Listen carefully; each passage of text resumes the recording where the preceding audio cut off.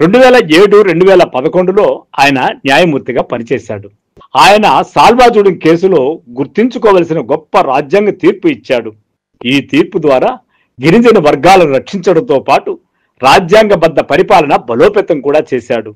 ముందు న్యాయమూర్తిగా, తర్వాత లోకాయుక్తగా పర్యావరణ పర్యవేక్షణ బాధ్యతలు నిర్వహిస్తున్న సందర్భంలో కూడా ఆయన న్యాయం, రాజ్యాంగ నీతి పట్ల తన నిబద్ధతను చాటుకున్నాడు. భారతదేశంలో రాజ్యాంగ వ్యవస్థను, రూల్ ఆఫ్ లాను పరిరక్షించడంలో అవినీతి నిరోధక పర్యవేక్షణ, సంస్థాగత సమగ్రతను నిలిపి ఉంచడానికి చేసిన ఆయన కృషి ఒక ఇష్టమైన స్థానం, వారసత్వాన్ని నిలబెట్టాడనే చెప్పుకోవచ్చు.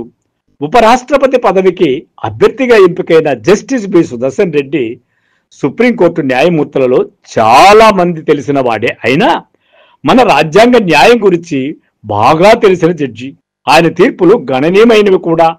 ముఖ్యంగా అణగారిన వర్గాలను పరిరక్షించడంలో ప్రభుత్వాలు అధికారాన్ని దుర్మార్గంగా వాడుకునే పరిస్థితులను నియంత్రించడంలో ఆయన తీర్పులను అందరూ గుర్తించుకుంటారు. రాజ్యము, రాజ్య పాలకులు ఎప్పుడూ అణగారిన వర్గాల మీద కనీస దయ కూడా చూపనటువంటిది చారిత్రక సత్యం.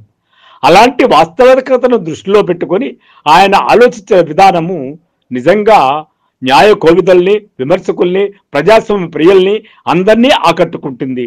అలాంటి న్యాయమూర్తి జస్టిస్ బి సుదర్శన్ రెడ్డి.